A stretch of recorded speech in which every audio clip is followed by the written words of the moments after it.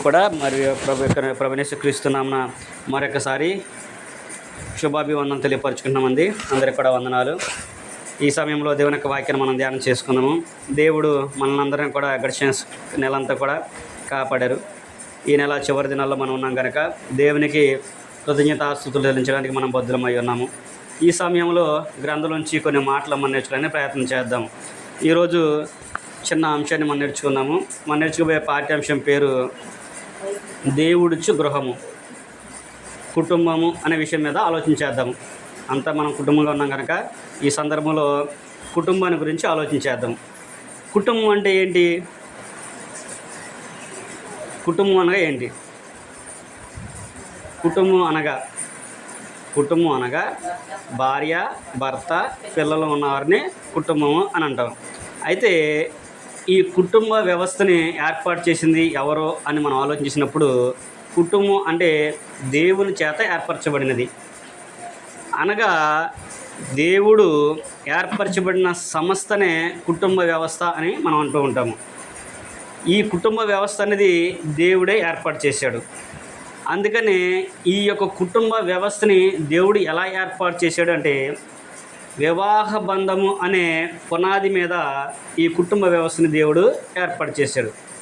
ఈ విషయాలన్నీ కూడా మనకు ఎక్కడ అర్థమవుతాయి అంటే ఆదికాండము 2వ అధ్యాయం మనం చదువుకుంటే, నరుడు ఒంటరిగా ఉండడం మంచిది కాదని దేవుడు సాటిన సహాయంగా ఆయనకి స్త్రీని చేసి స్త్రీని నిర్మించి ఆయనకి సాటిన సహాయానికి ఇచ్చి వివాహం చేసిన బంధాన్ని మనం చూస్తాము. అక్కడ ఆదికాండం 2వ అధ్యాయం 24 వచ్చిన అంటాడు, దేవుడు జతపరిచిన వాడిని మనుషులు వేరుపరచకూడదు అనే విషయాన్ని మనము చూస్తూ ఉంటాము. అక్కడ ప్రారంభమైంది కుటుంబ వ్యవస్థ అనేది. అక్కడి నుంచి ఇప్పటి వరకు కూడా ఆ కుటుంబ వ్యవస్థ ఈ యొక్క కుటుంబ వ్యవస్థ కొనసాగుతూనే ఉంది. అయితే ఈ కుటుంబ వ్యవస్థలో కొంత అసమర్థాలకు కూడా తాగుంటుంది. అందుకని ఏదైనా సరే కుటుంబం అంటే దేవుని యొక్క వాక్యం తెలియవస్తుందంటే సొంత భార్య, సొంత భర్త, వీళ్ళిద్దరి ద్వారా కలిగిన సొంత సంతానాన్ని కుటుంబం అని అంటాం.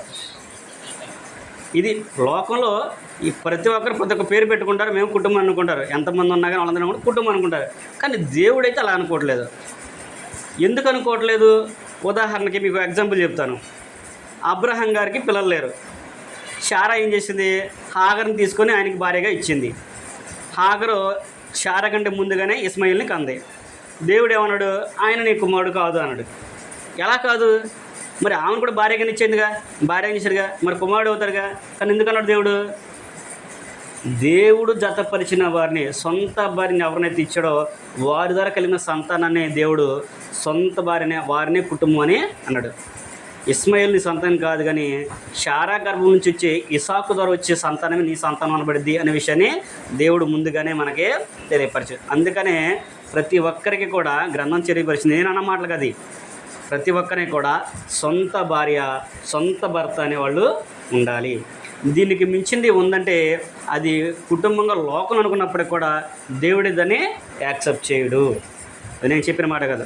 కొరింథీయులకు రాసిన మొదటి పత్రిక 7వ అధ్యాయం మీరు చదువుకుంటే, 7వ అధ్యాయం 1 నుంచి 8 వచ్చిన మీరు చదువుకుంటే అక్కడ పౌలు గారు చెబుతాడు, లోకం చాలా ప్రమాదకరం ఉంది కనుక ప్రతి వానికి కూడా సొంత భార్య, ప్రతి స్త్రీకి సొంత భర్త ఉండాలి అనే విషయాన్ని పౌలు గారు కొరింథీ పత్రికలో మనకి జ్ఞాపకం చేస్తున్నాడు. కనుక ఈ కుటుంబ వ్యవస్థ అనేది, ఈ కుటుంబం అనేది దైవికంగా ఉండాలి. వాక్యం తెలియని గురించి మనకు సంబంధం లేదు, లోకస్తుల గురించి మనకు సంబంధము లేదు. అయితే దేవుని ఎరిగిన వారిగా బైబిల్ పట్టుకున్నాం కనుక మనకు ఆ విషయం తెలియాలి. లేకపోతే రేపటి రోజున దేవుని దగ్గర వెళ్ళిన తర్వాత మనం ఆయన దగ్గర సమాధానం చెప్పడానికి అవకాశం అనేది ఉండదు. అందుకనే ప్రతి వ్యక్తి కూడా ప్రతి విషయాన్ని తెలుసుకోవాల్సిందే. గ్రంథంలో ప్రతి విషయాన్ని కూడా పొందుపరిచాడు దేవుడు, దేన్ని కూడా మరుగు చేయలేదు. కుటుంబ వ్యవస్థను కూడా ఆయన ఏర్పాటు చేసిందే. అందుకని ఈ కుటుంబ వ్యవస్థ కూడా చాలా జాగ్రత్తగా ఉండాలి. అది దైవికమైన కుటుంబంగా ఉండాలి. అలా దైవికంగా ఉంటేనే ఆ కుటుంబాన్ని దేవుడు 30దంతలుగా, 60దంతలుగా, 100ంతలుగా ఫలింపజేస్తాడు. వారి యొక్క ఆశీర్వాదాన్ని వారి తరతరాలకు చూపిస్తారు. దాన్ని ఎప్పుడు దైవికంగా ఉన్నప్పుడు. నువ్వు మామూలుగా ఉండి ఎన్ని కోట్లు సంపాదించుకున్నా, ఎంత సంపాదించుకున్నా, నీ తరతరాల సరిపోయిన ఉన్నా కానీ అది అంత ఇదిగా ఉండదు. కానీ దేవుల్లో ఉన్నదైతే చాలా విషయాలు ఉంటుందనే విషయాన్ని అక్కడ మనకి చాలా నెమ్మది ఉంటుందనే విషయం గ్రంథం మనకి తెలియపరుస్తుంది. ఈ యొక్క కుటుంబము అంటే దేవుడిచ్చే గృహము అనే విషయంలో మనం 3 పాయింట్లు ఆలోచించేద్దాము. 3 విషయాలు మనం ఆలోచించేద్దాం. ఏంటిది? మొదట, మానవులు నివసించడానికి ఒక గృహాన్ని నిర్మించుకుంటాం. మానవులు నివసించే గృహము ఒకటి. రెండోది, ఆత్మ సంబంధమైనది మరలా మనం చేరే గృహం గురించి ఆలోచించేద్దాం. మూడో విషయము, చివరిగా మనము ఎదురు చూడవలసిన గృహం ఏది, మనం ఎదురు చూడవలసిన గృహము ఏది అనే విషయాన్ని గురించి ఆలోచించేద్దాము. ఈ 3 కూడా బైబిల్ నుంచే మనం ఆలోచించేద్దాము. దేవుడు ప్రతి వారు కూడా, ఇప్పుడు మనందరూ కూడా ఒక ఆలోచన ఉంటుంది. ఇప్పుడు నేను, నా భార్య, నా పిల్లలు ఉన్నాం. మాకేం ఆలోచన ఉంటుంది? మేము కుటుంబంగా ఉన్నాము. మేము నివసించడానికి ఒక గృహం అనేది కావాలి. సొంత గృహం ఏర్పరచడానికి ప్రయాసపడాలి కదా. సొంత గృహం అనేది ఏర్పరచడానికి మనం ప్రయత్నం చేస్తూ ఉంటాం. అది కూడా మనం ఎంత ప్రయత్నం చేసినప్పటికి కూడా దేవుని సెలవు లేకపోతే అది నీ వల్ల కాదు అంటాడు ఆయన. దేవుని సెలవు లేకపోతే నీ దగ్గర డబ్బులు అలా పెట్టుకొని ఉండాలి సరే, నువ్వు గృహాన్ని కొనుక్కోలేవు, గృహాన్ని నువ్వు ఏర్పాటు చేసుకోలేవు. స్టిల్ నా అనుభవం కూడా అది. మీ వయసు ఎంత ఉందని ఎంత అనుకోని నాకు సంబంధం లేదు. కానీ నా అనుభవంలో కూడా నేను గృహాన్ని నిర్మించుకున్నా. డబ్బులు ఉన్నప్పుడు మేము ఆలోచిస్తే కానీ ఏం చేయలేకపోయాం. అనుకోకుండా ఒక సంఘటన జరిగింది. గృహం ఏర్పాటు చేసుకోవాలనుకున్నాము, డబ్బులు అయితే లేవు. కానీ 10 సంవత్సరాల క్రితమే 5 లక్షలు పెట్టి నేను గృహాన్ని కట్టుకున్నా. 10 సంవత్సరాల క్రితమే 5 లక్షలు. 5 లక్షలు అంటే 10 సంవత్సరాల మాటలు కాదుగా. 5 సంవత్సరాల క్రితమే 10 సంవత్సరాల క్రితమే 5 లక్షలు పెట్టి నేను గృహాన్ని నిర్మించుకున్నా. వాస్తవం నా జీవితంలో రూపాయి లేదు. కానీ దేవుడు మరి ఎలా నాకు అలా సహాయం అందిందో, మరి దేవుడు ఎలా ప్రేరేపించాడో నాకైతే తెలియదు. కానీ నేనైతే ఒక రేకుల షెడ్ అని ఉన్నాగా గృహాన్ని నిర్మించుకున్నా. అది దేవుని యొక్క సహాయము. కానీ 2 సంవత్సరాల నుంచి దాని మీద స్లాబ్ వేసి అక్కడ చర్చి బిల్డింగ్ కూడా నిర్మించాలని ఆలోచన చేస్తున్నాం మేము నివసించే గృహం దగ్గర దంజలని. కానీ డాక్టర్ డబ్బులు వచ్చేప్పుడు చేద్దాం అనుకున్నాం, లోన్ వస్తే చేద్దాం అనుకుంటున్నాం. కానీ ఎన్ని వచ్చినా అయిపోతుంది తప్ప దాని మీద ఏర్పాటు చేయలేకపోతున్నాం. అందుకే నేను చెప్పింది, మన దగ్గర ఇక్కడ ఉన్నా సరే మనం దేవుని సహాయం లేనిదే ఏర్పాటు చేసుకోలేము. కానీ దేవుడు అంటున్నాడు, నువ్వు జ్ఞానంతో దాన్ని కట్టుకోవాలి. ఆ గృహాన్ని కూడా నువ్వు జ్ఞానంతో కట్టుకోవాలి. నువ్వు ఒక్కడే ఆలోచన చేస్తే సరిపోదు, నీ కుటుంబం ఆలోచన చేయాలి, నీ గృహంలో ఉన్న ప్రతి వ్యక్తి కూడా దాని గురించి ఆలోచన చేయాలి. అందులో ప్రాముఖ్యంగా దేవుడు చెప్పినది ఏంటంటే, జ్ఞానవంతురాలు తన ఇంటిని కట్టుకొనును. కీర్తనల గ్రంథం, సామెతల గ్రంథం మనం చదువుకుంటే 24వ అధ్యాయము 3-4 వచ్చిన కనుక మనం చదువుకుంటే, జ్ఞాని అయిన సొలొమోను గారు ఆ సామెత గ్రంథం రాస్తూ ఆయన అన్నాడు, జ్ఞానవంతురాలంట తన ఇంటిని కట్టుకుంటుంది. అంటే ఇంటిని కట్టుకోవడం అంటే నువ్వు గృహాన్ని నిర్మించాల్సిన అవసరం లేదు, నువ్వు పెద్ద బిల్డింగ్ కట్టాల్సిన అవసరం లేదు. స్త్రీగాని నీవు నీ గృహాన్ని కట్టుకోవడం అంటే నీ భర్తను, నీ పిల్లలను చాలా నువ్వు ఉన్న దాంట్లోనే సంతృప్తిగా జీవించేటట్లు దాన్ని చేయాలి, దాన్ని నువ్వు నిర్మించుకోవాలి. ఇప్పుడు చాలామంది ఏమంటూ ఉంటారంటే, మాకు పెద్ద బిల్డింగ్ ఉందండి కానీ సంతోషం లేదు బ్రదర్ మాకంట, మాకు చాలా ఉందండి కానీ ఇంట్లో ఒకరితో ఒకరికి సంబంధం ఉండట్లేదు, పొందుతుండట్లేదు అని అంటారు. ఎందుకని? ఆ సమాధానం, ఆ పొందు ఉండాలంటే దేవుని యొక్క జ్ఞానం కావాలి, అదే సమయంలో స్త్రీకి జ్ఞానం అనేది ఉండాలి. అందుకనే దేవుడు అన్నాడు, జ్ఞానవంతులు తన ఇల్లుని కట్టుకుంటుంది. తన ఇంట్లో ఏముందో లేదో అనేది కూడా బయట వరకు తెలియాల్సిన అవసరం కూడా లేదు. నువ్వు బయటికి నీ ఇల్లు ఎంతైనా ఎలాగైనా ఉన్నాయి, కానీ లోపలికి వచ్చేసరికి ఇలా ఉండాలి తెలుసా? చిన్న ఇల్లు అయినా కానీ ఎంత అందంగా ఉంది ఇల్లు అనుకుంటారు. మీరు చూస్తూ ఉండండి, కొన్ని చోట్ల మేము వెళ్ళిన సందర్భంలో పెద్ద బిల్డింగ్ ఉంటుంది, కానీ అదంతా కూడా ఎలా ఉంటుందంటే అలా ఉంటుంది. కొన్ని చోట్లకి వెళ్తాం మనం, చిన్న రేకుల షెడ్లు కానివ్వండి, చిన్న పూరి గుడిసెలు కానివ్వండి, కానీ చూస్తే ఎంత ముచ్చటేసిద్దో, కాసేపు ఆడ కూర్చోవాలనిపించింది. అంటే ఆ ఇంట్లో ఉన్న వాతావరణాన్ని బట్టి, ఆ ఇంట్లో ఉన్న పరిస్థితులను బట్టి అలాగే మనకి అనిపిస్తూ ఉంటుంది. అది ఎవరికి సాధ్యమవుతుంది? ఒక్క స్త్రీకే సాధ్యమైంది. అందుకే నేను అన్నది, జ్ఞానవంతు తన ఇల్లుని కట్టును అనేది ఊరిని అనలేదు ఆయన.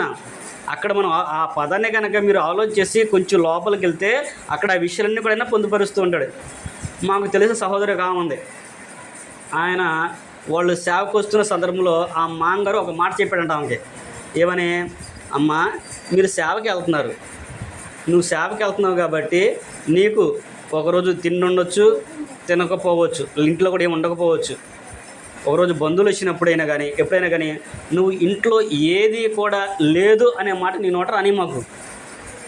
ఈ పూట ఇది లేదు అనే మాట నువ్వు రానియకుండా అవసరమైతే పక్కనోళ్ళు వీళ్ళు వంట చేసుకున్నారా అని తెలిసినట్లుగా నువ్వేం చేయాలంటే మూకిడి పొయ్యి మీద పెట్టి నీళ్ళు ఇలా కొట్టు.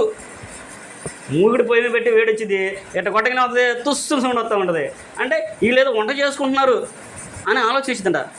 ఆమె సుమారు 6 సంవత్సరాలు అలాగే చేసిందంట. ఒక్కొక్క సందర్భంలో ఏం లేకపోతే అలాగే మూగిడి పెట్టి అలా కొట్టేదంట. అలాగే వాళ్ళు ఒట్టి అన్నం కాచుకొని గింజి తిన బతిన రోజులు కూడా ఉన్నాయి.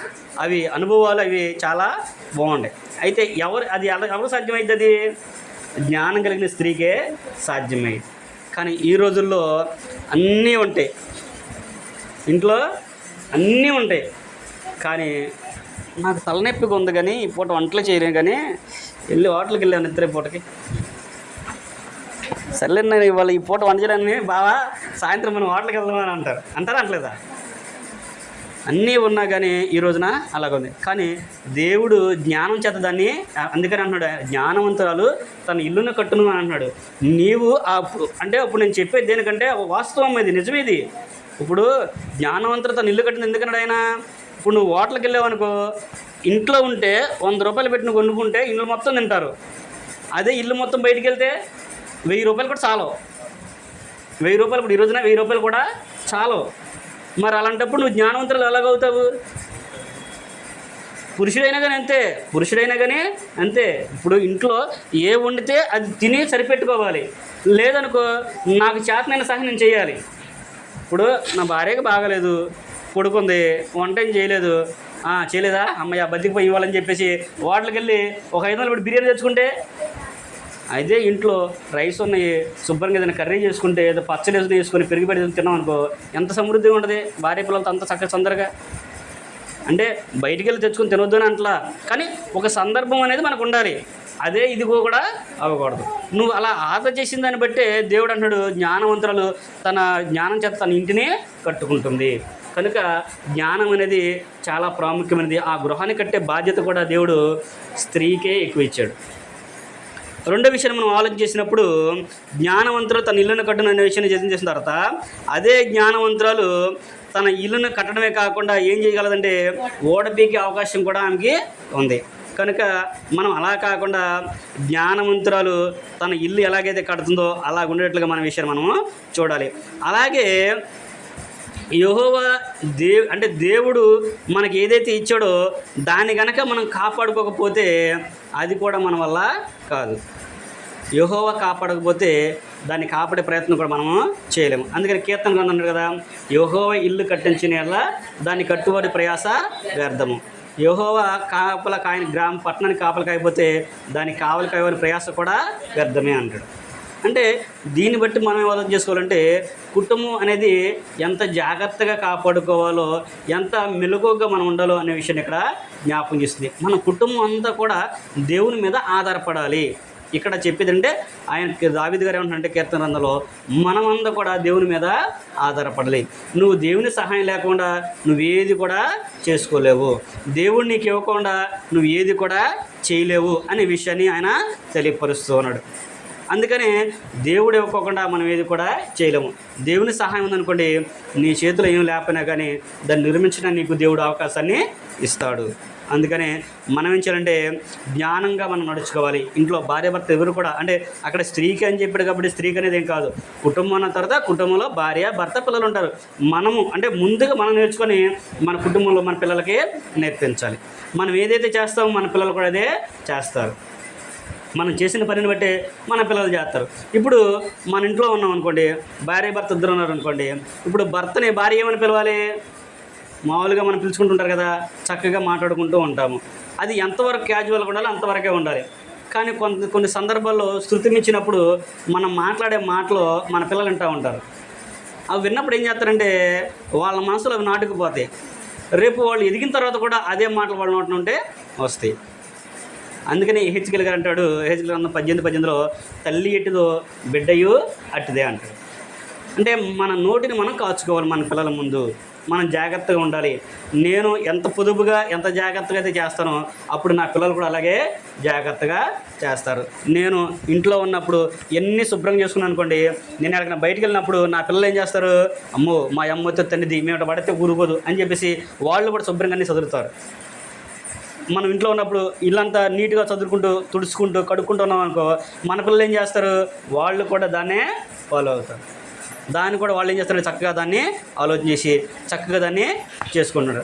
మనం చేయకుండా మన పిల్లల్ని చేయమంటాం కూడా తప్పు. అందుకనే దేవుడు అంటున్నాడు, యెహోవా కొరకు ఆయన కాపలు కాయకపోతే ఎవరు కూడా దాన్ని చేయలేరు, యెహోవా నియమించిన దాన్ని ఎవరు కూడా చేయలేరు అనే విషయాన్ని తెలియపరుస్తున్నాడు. మూడో విషయం మనం ఆలోచన చేసినప్పుడు, అంటే ఒక గృహము ఎవరైనా ఒక చేత కట్టబడును కానీ ప్రతి ఇంటిని కట్టినవాడు దేవుడే అంటున్నాడు. భౌతికమైన సంబంధమైన గృహాన్ని ఎవరైనా ఒక చేత మనం ఏర్పాటు చేసుకుంటాం, ఒక మేస్త్రితో మనం బిల్డింగ్ ఇంజనీర్తో మనం కట్టించుకుంటాం. కానీ యెహోవా చేత కట్టబడిన ఒక కుటుంబం ఉంది, అది మటుకి దేవుని చేతే కట్టబడింది అనే విషయాన్ని అక్కడ తెలియపరుస్తుంది. హెబ్రీయులకు రాయబడిన పత్రిక కనుక మనం చదువుకుంటే, హెబ్రీయులకు రాయబడిన పత్రిక 3వ అధ్యాయం కనుక మనం చూస్తే హెబ్రీ గ్రంథకర్త ఆ విషయాన్ని మనకు జ్ఞాపకం చేస్తూ ఉన్నాడు. హెబ్రీయులకు రాయబడిన పత్రిక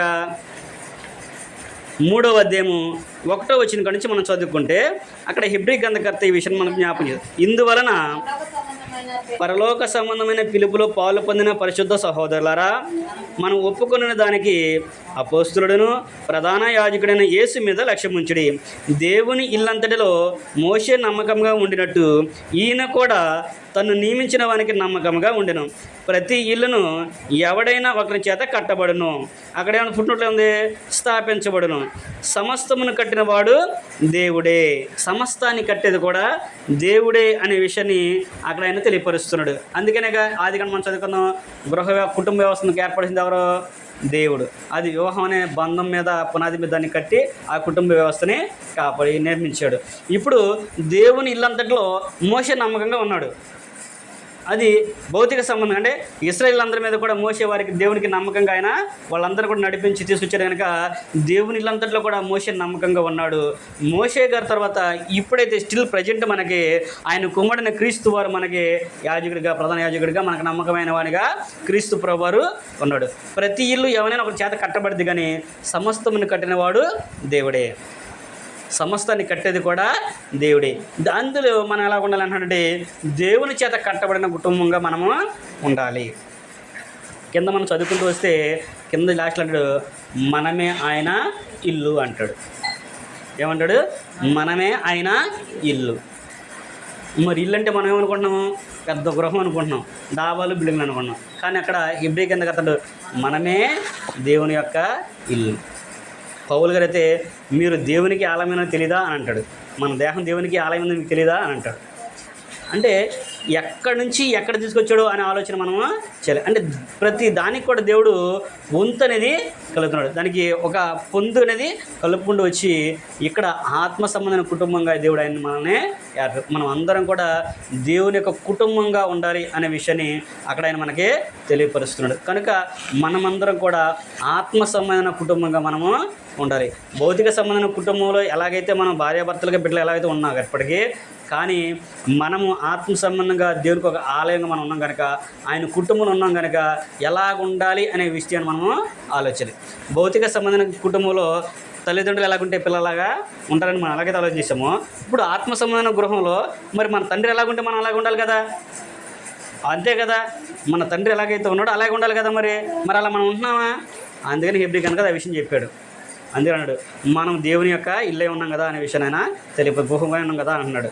మరి దేవుడు పరిశుద్ధుడు, మనం పరిశుద్ధంగా ఉంటున్నామా? దేవుడు శాంతి కలిగిన వాడు, మనం శాంతి కలిగి ఉంటున్నామా? ఆయన దయామయుడు, మనం దయ కలిగి ఉంటున్నామా? ఆయన కృప కలిగిన వాడు, మనం ఎదురు వచ్చిన కృప చూపిస్తున్నామా? ఆయన ప్రేమమయుడు అన్నాడు, ఎదురువారి పట్ల మనం ప్రేమ చూపిస్తున్నామా? అంటే మనల్ని మన జీవితానికి దాన్ని అన్వయించుకోవాలి. మనము వాక్యం వింటున్నాము, చదువుతుంటే అది అంత గొప్పగా అంత ఫలవంతంగా ఉండదండి. ఇప్పుడు దేవుని ప్రార్థనకి అంతమంది వేల మంది క్రైస్తవులు ఉన్నారు, వెళ్తున్నారు అంటే మరి ఎందుకని వారి కుటుంబాలని అలాగ ఉంటున్నాయి, ఎందుకని వారి అందరూ అలాగ ఉంటున్నారంటే ఏం చేస్తున్నారు, వెళ్ళి అలా ఇన్ని వచ్చేస్తున్నారు అంతే. కానీ దాన్ని ఎప్పుడు వారు ఫలవంతంగా ఉంటారు అంటే వారు ఎప్పుడైతే విన్న వాక్యాన్ని వారి హృదయంలో చేర్చుకొని దాని ప్రకారం జీవిస్తారో అప్పుడు అది ఫలించడానికి అవకాశం అనేది ఉంటుంది. మనం ఒక చెట్టు నాటి అటు వదిలితే సరిపోయిద్దా? దానికి నీళ్లు పోసి దానికి ఎరువేసి అన్నీ చేసామనుకో చక్కగా అదేం చేస్తుంది, ఎదిగి కాపు కాసి మనకి ఫలాల్ని ఇచ్చింది. అలాగే మనం కూడా ఎత్తబడిన వాక్యం ఏదైతే ఉందో దాన్ని మన జీవితానికి అప్లై చేసుకొని ఆ ప్రకారం మనం జీవించడానికి ప్రయత్నం చేసామనుకోండి, దాన్ని మన జీవితంలో చూపించామనుకోండి, అప్పుడు మనం కూడా ఫలవంతంగా ఉంటాము. దేవుడు కూడా మన పట్ల ఆనందాన్ని వ్యక్తం చేస్తాడు.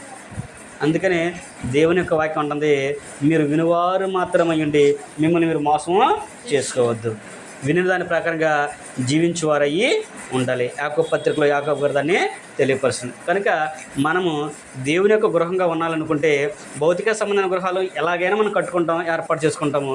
అది కట్టుకున్నా కట్టుకోకపోయినా, ఉన్నా లేకపోయినప్పటికీ ఇబ్బంది ఏం లేదు. కానీ ఆత్మ సంబంధమైన గృహంగా మనం నమ్మకంగా దేవునికి ఉండాలి. అలాగే మనం ఉండాలి అంటే అక్కడ పౌలు గారు కూడా ఒక విషయాన్ని జ్ఞాపం చేశాడు, దాని హెబ్రీ గ్రంథకర్త కూడా మనకి జ్ఞాపం చేశాడు. ఆ ప్రకారంగా మనము ఉండాలి. భౌతికమైన గృహాన్ని నిర్మించుకోవడానికి దేవుడు అనేకమైన ప్రణాళికలైనా ఏర్పాటు చేశాడు. కుటుంబాన్ని నిర్మించుకోవడానికి, ఒక కుటుంబాన్ని నడిపించుకోవాలంటే దాని బాధ్యత ఎవరిది? పురుషునిది. కుటుంబం నిర్మించాలన్నా, గృహాన్ని ఏర్పాటు చేయాలన్నా, గృహాన్ని నడిపించాలన్నా ఎవరిదంటే బాధ్యత? పురుషునిది. దేవుడు అనాది కాలం నుంచి ఆ ప్రణాళికను ఆయన ఏర్పరిచాడు. అందుకనే ఆయన మొదట ఎవరు నిర్మించారని చెప్పాడు? పురుషుని, తర్వాత స్త్రీని. పురుషుని ఎవరికి శిరస్సు అయి ఉన్నాడంటే స్త్రీకి శిరస్సు అయి ఉన్నాడు. అంటే భార్యకు భర్త శిరస్సు అయి ఉన్నాడు. నీ శిరస్సు మాట నువ్వు వినాలి, నీ శిరస్సు మాట నువ్వు వినాలి. నువ్వు వినలేదు అనుకో, నువ్వు నీ భర్తనే మాట అంటే నువ్వు అనుకుంటావు. కానీ ఆడికి వచ్చేసరికి ఇది పట్టుకున్నాగా మనం, ఇది పట్టుకున్న వాళ్ళందరూ కూడా భర్త మాట వినకపోతే ఎవరి మాట అంటారు తెలుసా? దేవుని మాట వినట్లేదు. నిన్ను నియమించి నేను ఏర్చిన దేవుని మాట నువ్వు వినట్లేదు అనే విషయాన్ని కూడా గ్రంథం అయితే మనకి తెలియపరుస్తుంది. అయితే పురుషులకు కూడా దేవుడు మంచి కొన్ని బాధ్యతలైనా ఏర్పరిచాడు. అందులో ప్రాముఖ్యంగా గృహాన్ని నిర్మించే విషయంలో పురుషుడు అందులో మొట్టమొదటిగా ఆయన యొక్క పాత్ర అనేది గొప్పదై ఉన్నది. అందుకని దేవుడు ఆ ఘనతను పురుషునికి ఇచ్చాడు. భౌతికమైన గృహం నిర్మించాలన్నా, ఆత్మసంబంధ గృహం నిర్మించాలన్నా కానీ అది పురుషుడికే సాధ్యమవుతుంది. అందుకని దేవుడు అనాది కాలంలోని ప్రణాళికని చేశాడు. అందులో మొదటిగా మనం చూస్తే దేవుడు లోకమంతటి నాశించాలనుకున్నప్పుడు ఒక్క వ్యక్తే దేవునికి చక్కగా ప్రశాంతంగా కనిపించాడు. అంటే లోకమంతా చూశాడు, లోకమంతా ఎలా ఉంది? పాపంతో నిండిపోయి ఉంది. దేవునికి బాగా కోపం వచ్చింది.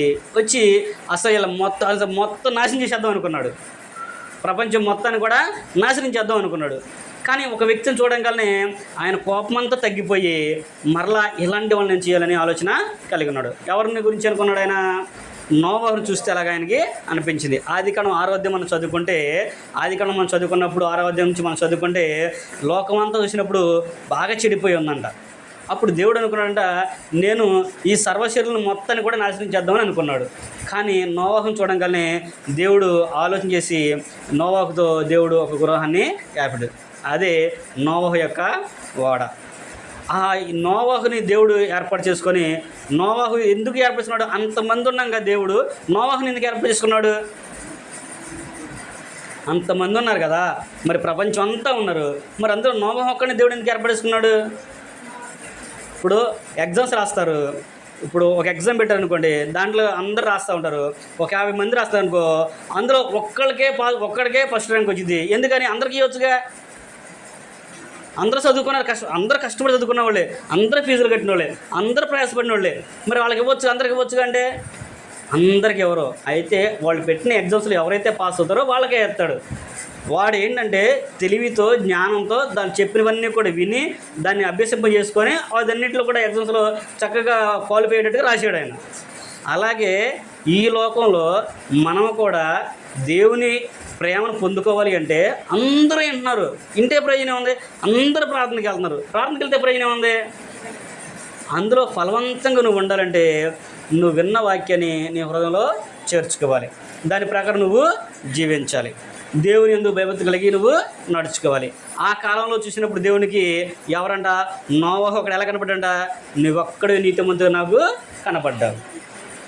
అందరూ చూసినప్పుడు నువ్వు ఒక్కడివి నీతిమంతుడు నాకు కనిపించావని చెప్పేసి ఆదికాండం 6:9 నోవహుని గురించి దేవుడు చెప్పాడు. అప్పుడు ఆయన అన్నాడు, నువ్వు ఒక్కడే నాకు నీతిమంతుడు కనబడ్డావు కాబట్టి నీ కుటుంబం కొరకు నువ్వు వాడనే సిద్ధం చేసుకో.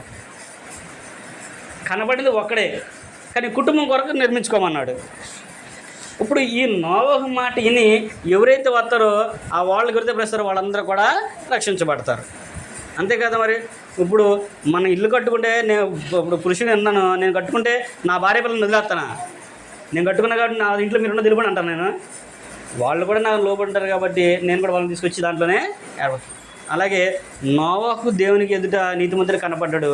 అదే నోవహు ద్వారా దేవుడు కుటుంబాన్ని అంతా కూడా కాపాడినట్లుగా మనము చూడగలం. అంటే కుటుంబం అంతా కూడా నోవహు యొక్క మాట వింది. అంటే భార్య, పిల్లలు, కోడలతో సహా నోవహు యొక్క మాటనే నమ్మారు, విశ్వసించారు. ఆయన కడుతుంటే ఆయనకు వచ్చి సహాయాన్ని ఇలా వాళ్ళందరూ కూడా చేశారు కాబట్టి ఆ జలప్రలయం రోజున వాళ్ళందరూ కూడా రక్షింపబడినట్లుగా మనము చూస్తూ ఉంటాము. అలాగే అదే పురుషుడికి ఎలాగైతే దేవుడు దగ్గర ఇచ్చాడో ఒక స్త్రీ కూడా తన కుటుంబాన్ని రక్షించుకోగలదు. ఒక స్త్రీ కూడా తన కుటుంబాన్ని రక్షించుకుంటుంది. ఆ ప్రాంతంలో ఆమె ఎన్నిక లేనిది. ఆమెకు ఒక పేరు కూడా పెట్టారు. ఏమన్నారు? వేశ్య అని అంటారు. ఆ పట్టణం వేశ్య అని కూడా అన్నారు. కానీ వేశ్య యొక్క మాట విని, అంటే వాళ్ళ తల్లిదండ్రులు వారి కుటుంబం అంతా కూడా ఆ వేశ్య యొక్క మాట విని వాళ్ళందరూ కూడా రక్షింపడినట్లుగా మనము పాత నిబంధన చరిత్రలో మనము చూస్తాము. యెహోషువ గ్రంథంలో మనం చదువుకుంటే 2వ అధ్యాయంలో యెహోషువ గారు వేగుల వారిని వేగు చూడటానికి పంపిస్తాడు. పంపించినప్పుడు రాహాబుని వేశ్య వెళ్ళిన వారిని దాచిపెట్టేది, వేగుల వారిని దాచిపెట్టేది. ఆ పట్టణస్థులందరూ వచ్చి వేగుల వారు వచ్చారు, నీ ఇంట చేరిన మాకు వర్తమానం వచ్చింది. వాళ్ళు ఎక్కడ అంటే, అయ్యా వాళ్ళు వచ్చినమాట వాస్తవమే, అబద్ధం చెప్పలేను, వచ్చారన్నమాట వాస్తవమే, కానీ తలుపులు వేయబడి సమయానికి వచ్చారు, వాళ్ళు వెళ్ళిపోయారయ్యా అని చెప్పేసి అంది. కానీ ఆమె ఏం చేసింది? వాళ్ళని మిద్దె మీద దాచిపెట్టింది. ఎందుకు దాచిపెట్టింది? వాళ్ళు దేవుని యొక్క పిల్లలు, దేవుని యొక్క వాగ్దాన వాగ్దాన భూమికి వాళ్ళు చేరుకునే అవకాశం ఉంది కాబట్టి ఆమె వాళ్ళ గురించి వింది కాబట్టి వాళ్ళని దాచిపెట్టి వాళ్ళని కాపాడింది.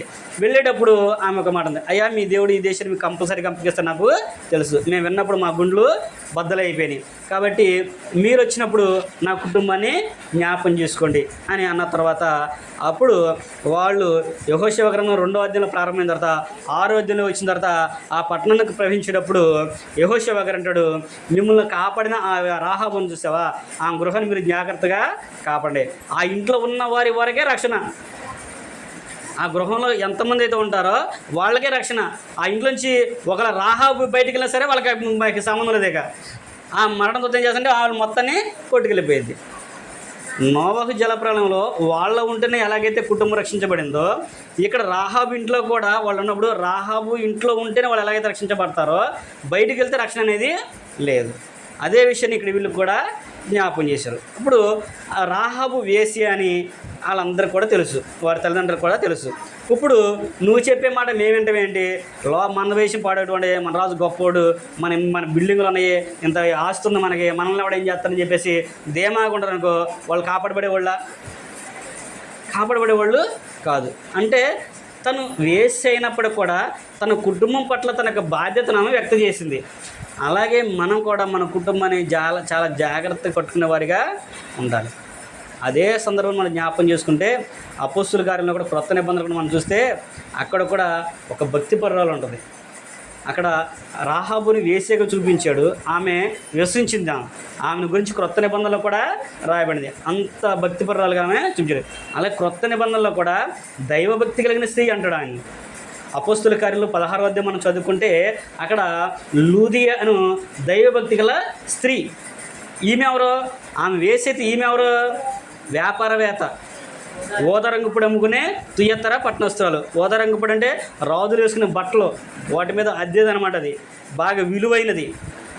అలాంటి విలువైన వ్యాపారం చేసే ఆమె, అంత విలువైన పొడిని అమ్ముకునే వ్యాపారం చేసే అలాంటి ఆమె ఒక ప్రాంతంలో దేవుని యొక్క మాటలో ప్రార్థన దొరుకుతుందని తెలుసుకొని ఆ వ్యాపారం అంతా పక్కన పెట్టేసి వచ్చి పౌలు శీల చెప్పే మాటలు ఆమె వింది. మరి మీరు అక్కడ కూడా ఆలోచన చేయండి. ప్రార్థన దొరుకుతుందని వచ్చినప్పుడు అంతమంది వచ్చి కూర్చున్నారు కదా నది ప్రాంతాన. మరి లూదియా ఒక్కతే ఎందుకు విశ్వసించింది? దేవుడు ఆమె యొక్క హృదయం ఎందుకు తెరిచాడు? అంతమందిలో కూడా దేవుడు లూదియ యొక్క హృదయాన్ని తెరిచాడని ఉంటుంది కింద మనం చదువుకుంటే. లూదియ యొక్క హృదయం దేవుడు తెరిచాడు కనుక తనను తన ఇంటి వారందరూ కూడా రక్షణ పొందారు అని అంటారు. దేవుడు ఎందుకు లూదియ యొక్క హృదయం తెరిచాడు మరి? ఎందుకంటే ఆమెకు లోబడే స్వభావం ఉంది, దేవుడు అంటే భయం అనేది ఉంది, విశ్వసించింది కనుక ఆమె ఏం చేసిందంటే దేవుని యొక్క మాటలు, పౌలు శీల చెప్పిన మాటలు విని ఆమె మారు మనసు పొందింది. అంతేకాకుండా తన ఇంటికి తీసుకెళ్ళి తన కుటుంబ సభ్యులందరూ కూడా వాక్యం చెప్పించింది. వాళ్ళందరూ కూడా ఆ కుటుంబం అంతా కూడా ఏం చేయబడ్డారు? రక్షింపబడ్డారు, మారు మనసు పొందినట్లుగా మనము చూస్తాము. అక్కడ వాళ్ళ ఇంటి వారంతా కూడా బాప్తిజం పొందిన అనే విషయం మనము చూస్తూ ఉంటాం. అక్కడ ఆ యొక్క స్త్రీని బట్టి ఆ కుటుంబం అంతా కూడా మారింది. అలాగే ఒక ఇద్దరు ద్వారా ఒక అధికారి కూడా వారి కుటుంబం కూడా మారు మనసు పొందింది. అదే 16వ అధ్యాయంలో 24వ వచనం గురించి మనం చదువుకున్నప్పుడు జైలర్ గారి కుటుంబం అనుకుంటుంది మనకి. పౌలు శీలను బంధించి చెరసాల్లో వేస్తారు. వాళ్ళు ఏం చేస్తున్నారు? మధ్యరాత్రి వేళ సంతోషంతో దేవునికి ప్రార్థించు కీర్తనలు పాడుతూ ఉంటారు. కీర్తనలు పాడుతూ ఉన్నారంట వాళ్ళు. పౌలు శీల పాడుతూ ఉన్నప్పుడు ఖైదీలందరూ చక్కగా వింటా కూర్చున్నారు. ఒక్కసారి వాళ్ళు పాటలు పాడుతూ కూర్చుని ఉన్నప్పుడు, ప్రార్థన చేస్తున్నప్పుడు చెరసాల సంఖ్యలన్నీ కూడా బద్దలైపోయి మొత్తం కూడా ఓపెన్ అయిపోయింది. మొత్తం అంతా కూడా ఓపెన్ అయిపోయింది. చెరసాల నాయకుడు జైలు వచ్చి అది చూసి ఇంకేముంది అన్నీ పోయినాయి కాబట్టి ఈ యొక్క ఖైదీలు కూడా తప్పించుకుని పారిపోయి ఉంటారు. రోమ ప్రభుత్వం ప్రకారం ఖైదీ పారిపోతే ఆ ఖైదీకి కాపులున్న అధికారి ఎవరో వారికి శిక్ష. ఇప్పుడు నన్ను చంపేస్తారని ఆలోచన కలిగిండి ఆయన ఏం చేసుకోబోయాడు? తన కత్తి తీసుకొని తను పొడుచుకోపోయాడు. అప్పుడు పౌలు అన్నారు, అయ్యా నువ్వు తొందరపడి ఏం చేసుకోవద్దు, మేమందరం కూడా ఇక్కడే ఉన్నాం అని చెప్పేసి పౌలు గారికి ఆకేసినప్పుడు అక్కడ ఆ సందర్భాన్ని మనం జ్ఞాపకం చదువుకుంటే అక్కడ పౌలు గారిని జరిగిన సందర్భాన్ని మనం చూసుకుంటే వాళ్ళందరూ కూడా ఏం చేయబడ్డారు? జైలర్ గారు సంఘటన జరిగింది ఏంటి, అసలు కుటుంబం అంతా బాప్తిజం పొందడం ఏంటి? జరిగిందేమో జైలర్ గారి విషయంలో. ఆయన అధికారులందరూ వచ్చి సరే నువ్వు ఏదైనా సహాయం చేస్తే ఏం చెబుతాం? మనం థ్యాంక్స్ చెబుతాం. ఖైదీగా ఉన్నాడు కాబట్టి పారిపోయాడు కాబట్టి నీకు శిక్ష తగ్గించడం చేస్తానయ్యా అని అంటాడు. తప్పకుండా జరిగాడు. కానీ అక్కడ మనం విషయాన్ని గమనించినప్పుడు మనం దాన్ని కొంచెం ఇప్పుడు మామూలు క్యాజువల్గా చదువుకుంటే లేదానికంటే కూడా దాన్ని అర్థం చేసుకుని దాని చరిత్ర గురించి మనం కొంచెం లోపలికి వెళ్తే వాళ్ళు ఎందుకు అది జరిగిందనే సందర్భం ఆలోచించినప్పుడు వాళ్ళు దేవుని ఎందుకొరకు ఖైదీ చేయబడ్డారు? వాళ్ళు యేసుక్రీస్తు వారిని ప్రకటన చేయడాన్ని బట్టి వాళ్ళు బంధించబడ్డారు. అది ఆ సంఘటన అంతా కూడా జైలర్ గారికి తెలుసు. వాళ్ళు ఎందుకు ఇప్పుడు ఎంతమంది దైవభక్తి కలిగిన వాళ్ళు ఉన్నప్పటికీ ఒక కేసులో ఇరుక్కున్నప్పుడు అవకాశం వస్తే పారిపోకుండా ఉంటారా? తప్పించుకోకుండా ఉంటారా? అన్ని తప్పులు చేసినా కానీ తప్పించుకోవడానికి అవకాశం ఉంటే తొందరగా వెళ్ళిపోవడానికే ప్రయత్నం చేస్తూ ఉంటారు. కానీ వీళ్ళు పారిపోకుండా వాళ్ళతో కూడా వాళ్ళు ఉన్న ఖైదీలందరూ కూడా అక్కడ కూర్చోబెట్టుకుని ఉన్నారు. అప్పుడు జైలు అధికారి అది ఆలోచన చేసుకొని వీళ్ళు దేవుని సేవకులు కాబట్టి, దేవుని పిల్లలు కాబట్టి అయ్యలారా రక్షణ పొందడానికి నేనేం చేయాలి అనే విషయాన్ని వాళ్ళు అడుగుతారు. జైలర్ గారు అడిగినప్పుడు ఆయన అంటాడు, నీవు నీ ఇంటి వారందరూ కూడా మారు మనసు పొందండి అని అన్నాడు. నువ్వు ఇంటి వారందరూ కూడా మారు మనసు పొందండి అన్నాడు. కానీ మారు మనసు పొందండి అనే విషయానికి వచ్చిన తర్వాత కింద 20-30 చూసేసరికి ఆయన ఇంటి వారందరూ కూడా ఏం చేయబడ్డారంట? ఆ రాత్రి వేళే ఆ కుటుంబం అంతా కూడా బాప్తిసం పొందినట్లుగా మనము చూస్తాము. ఏం గమనించారు వాళ్ళు?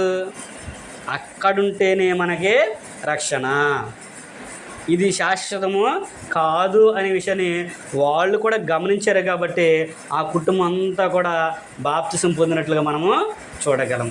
అంటే దేవుని యొక్క వాక్యం విత్తబడుచున్నప్పుడు ఒక వ్యక్తి మనస్ఫూర్తిగా దాన్ని అంగీకరించినప్పుడు ఆ మనిషి యొక్క హృదయం ఎలా ఉండాలంటే ఆ వాక్యాన్ని బట్టి హృదయంలో పొడుచుకొని నొచ్చుకొని దాని ప్రకారం జీవించడానికి తప్పులను దిద్దుకొని మారు మనసు పొంది బాప్తిసం పొంది దేవునితో చేరాలనే ఆలోచన కలిగి ఉంటారు. అదే సంఘటన ఇక్కడ అంతా కూడా జరిగింది. ఆనాడు నోవహు దగ్గర వారి కుటుంబం అంతా రక్షించబడాలంటే, జలప్రలయంతో రక్షించబడాలంటే ఆ వాడలో ఉంటేనే రక్షణ. అక్కడ రాహాబుని వేసి కూడా ఆ పట్టణంకి వెళ్ళినప్పుడు ఆ గృహంలో ఉంటేనే ఆ కుటుంబం అందరికి కూడా రక్షణ. ఇక్కడ కూడా ఈనాడు కూడా క్రొత్త నిబంధన ప్రకారం కూడా మనము కూడా ఒక చోట ఉంటేనే మనకి రక్షణ. ఆ ఒక్క చోట తప్ప నువ్వు ఎన్ని చోట్ల ఉన్నా, ఎన్ని ప్రయత్నాలు చేసినా, ఎంత భక్తి కలిగి ఉన్నా, ఎంత విశ్వాసం కలిగి ఉన్నా కానీ మనకి రక్షణ అనేది ఉండదు.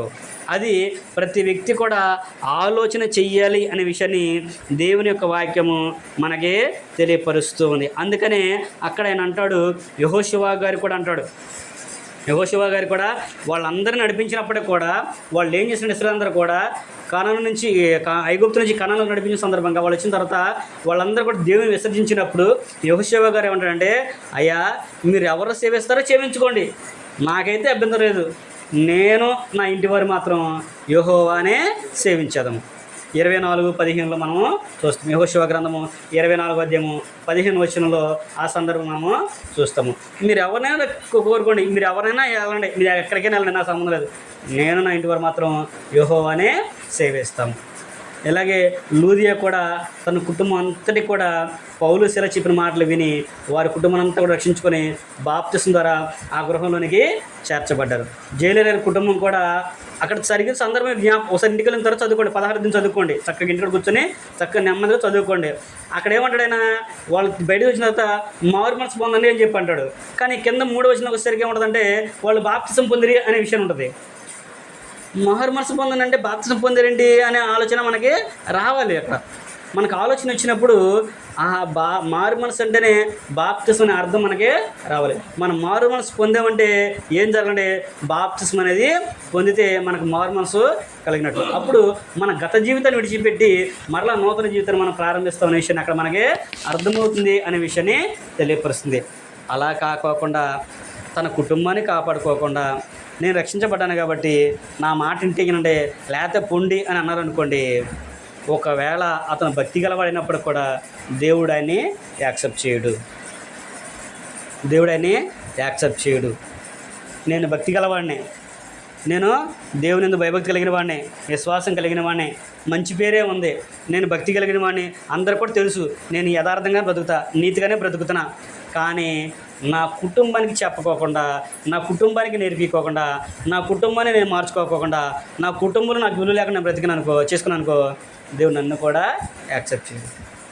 అది నేను చెప్పింది కాదు, వాక్యమే చెప్తుంది. తిమోతికి రాసిన మొదటి పత్రిక కనుక మనం చదువుకుంటే, తిమోతికి రాసిన మొదటి పత్రిక 5వ అధ్యాయము 8వ వచనం కనుక మనం చదువుకుంటే, పౌలు గారు తిమోతికి రాస్తూ ఆయన అంటాడు, తిమోతికి రాసిన మొదటి పత్రిక 5వ అధ్యాయము 8వ వచనం మనం చదువుకుంటే, ఎవడైనను, తిమోతికి రాసిన మొదటి పత్రిక 5వ అధ్యాయము 8వ వచనము, ఎవడైనను స్వకీయులను విశేషముగా తన ఇంటి వారిని రక్షింపకపోయిన ఎడల వాడు విశ్వాస త్యాగం చేసిన వాడై అవిశ్వాసి కన్నా చెడ్డవాడై ఉంటాడు అనే విషయాన్ని చెప్తున్నాడు. అంటే విశ్వాసం కలిగిన వాడే, కానీ ఎలాంటి వాడంట, అవిశ్వాసి కన్నా కూడా చెడ్డవాడంట. ఇంకా అవసరం ఉంటే అవిశ్వాసి కన్నా అవకాశం ఉంటుంది, కానీ మార్పు పొందడానికి ఈరిగి లేదు. అందుకనే కుటుంబం అనేది చాలా ప్రాముఖ్యమైనది. అందులో కుటుంబంలో భార్య భర్తలు అనేది చాలా గొప్ప బాధ్యత. వాళ్ళకి మంచి బాధ్యతను దేవుడు ఇచ్చాడు, దాన్ని నెరవేర్చాలి, దాన్ని మనము అనుసరించాలి. ఆ కుటుంబ వ్యవస్థలో ఉన్న భార్యాభర్తలు ఇరువురు కూడా చక్కగా తన కుటుంబాన్ని, తన పిల్లలందరూ కూడా కాపాడుకోవాలి. భార్య భర్తని గౌరవంగా చూసుకోవాలి. ఆయన ఎలాంటి వాడైనప్పటికీ కూడా భర్త ఏం చేయాలంటే భార్య ఏం చేయాలంటే భర్తకు లోబడి జీవించాలి. అదే సమయంలో భర్త కూడా భార్యను ప్రేమించి, కుటుంబాన్ని ప్రేమించి, తన కుటుంబం పట్ల తనకున్న బాధ్యతలను ఆయన నెరవేర్చాలంటే తన కుటుంబంలో తన భార్య అడిగిందని చెప్పేసి బంగారం, వెండి, నగలు, బిల్డింగ్లో తేవాల్సిన అవసరం మనకు లేదు. మన స్తోమత తగ్గట్టుగా, మన సామర్థ్యం తగ్గట్టుగా మన కుటుంబంలో మనం ఎలాగుండేది ఉండాలో అలాగే మనం బ్రతకడానికి చూసుకోవాలి. అందుకనే దేవుని వాక్యం కూడా చెబుతుందంటే, అన్న వస్త్రములు కలవారే సంతృప్తి కలిగి ఉండండి అని అంటాడు ఆయన. అన్న వస్త్రములు కలవారే సంతృప్తి కలిగి ఉండండి. నీకు ఏ సమయంలో ఏది కావాలో దేవునికి తెలుసు. నువ్వు దేవుని యందు భయభక్తి కలిగి నువ్వు జీవించావనుకో, నీ కుటుంబానికి, నీ పిల్లలకి ఎప్పుడు ఏది కావాలో ఆయనకి తెలుసు. తెలియదు ఆయనకి. ఇప్పుడు మన పిల్లలు ఉన్నారు, వాళ్ళకి ఏ సమయంలో అన్నం పెట్టాలో, వాళ్ళకి ఏ సమయంలో ఏది కావాలో మనకు తెలుసు. తెలియదా? చేస్తామని చేయమా? వాళ్ళు ఆకలి లేదంటారు, కనుక్కుంటాం మనం. 2 తన్నైనా కూర్చోబెట్టి వాళ్ళకి ఆహారాన్ని పెడతాం. మరి అలాంటప్పుడు దేవుని యొక్క పోలిక, దేవుని యొక్క స్వరూపమైన మనము, దేవుని పిల్లలమైన మనము, మన కుటుంబంలో కాసిన అవసరం దేవుడు తీర్చడా? మనకి ఏ సమయంలో ఏది కావాలైనా చేస్తాడు. నువ్వు ఒకవేళ దానికి అప్లై చేసుకున్నావు, అది రాలేదనుకో, నీకు ఇప్పుడు అది అవసరం లేదు అని ఆలోచన చేయాలి తప్ప, దేవుడేంటి నాకు ఇలా చేశాడని ఆలోచన మనం ఎప్పుడు కూడా చేయకూడదు. అది దేవుని యొక్క వాక్యం తెలిసిన వారిగా అది కలిగి ఉండాల్సిన బాధ్యత అనే విషయాన్ని అక్కడ తెలియపరుస్తుంది. కనుక మనం కూడా భౌతికమైన గృహం ఎలాగైతే దేవుడు ఏర్పాటు చేశాడో, దాన్ని ఎలాగైతే నిర్మించుకొని కట్టుకోమన్నాడో, అవన్నీ కూడా గృహంలో ఉన్నప్పుడు భార్య భర్తగా మనం ఎలాగైతే మన కుటుంబాన్ని నడిపించుకోవాలో ప్రతి ఒక్కరు కూడా తమ తమ విధుల్ని నెరవేర్చాలి. అది కొరింథీ పత్రిక మీరు చదువుకుంటే 7వ అధ్యాయం చదువుకుంటే అక్కడ ఉంటుంది. భార్య భర్తకు విధేయులుండి తన తన తన బాధ్యతలను ఎలాగైతే నెరవేర్చాలనే విషయాన్ని కూడా గ్రంథం మొత్తం కూడా మనకి తెలియపరుస్తుంది. దేవుడు ఏర్పడిన కుటుంబ వ్యవస్థని దాన్ని జాగ్రత్తగా కాపాడుకోవాలి. మనం ఎలాగైతే ప్రవర్తిస్తామో మన పిల్లలు కూడా, ఇప్పుడు మనం అనుకుంటాం మనం ముందేదో భయపడి కొద్దిగా మన మాట విన్నట్లుగా ఉంటారు, కానీ కొంచెం వయసు వచ్చిన తర్వాత వాళ్ళు కూడా మన లెక్క చేయరు. ఎందుకంటే అంటారు, పెద్ద తర్వాత ఉంటారు, నువ్వు ఉన్నావా నాన్న మాట, నువ్వు నాన్న తిట్టలేదా. అప్పుడు సోషల్ మీడియాలో కూడా ఏదో వాట్సాప్లో చూపిస్తున్నారు పిల్లల్ని. ఒక పిల్ల వాళ్ళ అమ్మ నాన్న ప్రోగ్రెస్ ఎప్పుడు వచ్చి ప్రోగ్రెస్ సంతకం పెట్టుకుంటే, నీకు బుక్స్ కట్టాము, ఫీజులు కట్టాము, అన్ని తెచ్చాము, నీకు మార్కులు ఎందుకు రాలేదు, నీకు సిగ్గులేదా అని చెప్పేసి ఒక పిల్లని తిడతా ఉంటారు. తిడతా ఉన్నప్పుడు అక్కడ ఒక సంఘటన గుర్తుంది. అక్కడ పిల్ల అంటది, నువ్వు పద్దాగా నన్ను అంటున్నారు, అసలు మీకు సిగ్గు ఉందా, నాకు ట్యూషన్ ఫీజు 600 అయితే నా దగ్గర 800 తీసుకుంటావు, 200 నొక్కేయట్లేదా, అప్పుడు నీకు అనిపించలేదా, నాకు ట్యూషన్ టైం అయిపోతుందన్నా, నన్ను ట్యూషన్ తీసుకెళ్ళంటే నన్ను వదిలిపెట్టేసి పక్కింటి ఎవరు అక్కడ తీసుకెళ్ళాలని చెప్పి అడగలిపోయామని చెప్పేసి మాటని కూడా చెప్తే వాస్తవమే అది. మరి నిజమే కదా అది. ఇప్పుడు నువ్వు ఏదైతే చేస్తున్నావో రేపొద్దు నీ పిల్లలు అదే అంటారు. ఇప్పుడు నువ్వు భార్యగా నీ భర్తను ఏదైతే చేస్తావో రేపొద్దున నీ పిల్లలు కూడా అదే నేర్చుకుని అదే అలవాటు చేస్తారు. అప్పుడు ఆల్రెడీ అంటూ ఉంటారు మనోళ్ళు, మీరు కొన్ని సందర్భం మీరు ఆలోచన చేయండి, అన్నీ నీకు మీ అమ్మ బుద్ధులే అంటూ ఉంటారు, నీ బుద్ధులని మీ నాన్నయ్య అంటారు. మనం చేయకుండా చేసామనుకో వాళ్ళన్నీ అట్టగే చేస్తూ ఉంటారు. కనుక మనము దైవికమైన కుటుంబంగా ఉన్నప్పుడు దైవికంగానే మనం దాన్ని ఏర్పాటు చేయాలి. మనకి ఏది ఉందో ఏది లేదో అనేది పక్కన పెట్టినప్పుడు కూడా ముందు యథార్థంగా బ్రతకడం పిల్లలకి నేర్పించాలి. ఉన్న దాంట్లో సంతృప్తి కలిగి జీవించడం అనేది మనము నేర్పించాలి. ఏ సమయానికి ఏది అవసరమో అంత మటుకు వాళ్ళకి ఇచ్చి వాళ్ళని పెంచాలి తప్ప మనం దానికి మించి మనం ఇచ్చామనుకోండి అది కూడా వాళ్ళకి ప్రమాదమే అనే విషయాన్ని కూడా నేను చెప్పట్లా, దేవుని యొక్క వాక్యం మనకి తెలియపరుస్తుంది. అంటాడు కదా, సామెతలు అంటాడు కదా, బాలుడు నిలవలసిన త్రోవను వారికి బాల్యదనందే నేర్పండి. కాబట్టి అది మన బాధ్యతగా తల్లిదండ్రులుగా మనం వీటన్నిటిని కూడా నెరవేర్చాలి. గృహంలో కుటుంబంలో మన పరిస్థితుల్ని మనం అన్నింటిని కూడా చక్కదిద్దుకొని నిర్మించాలి.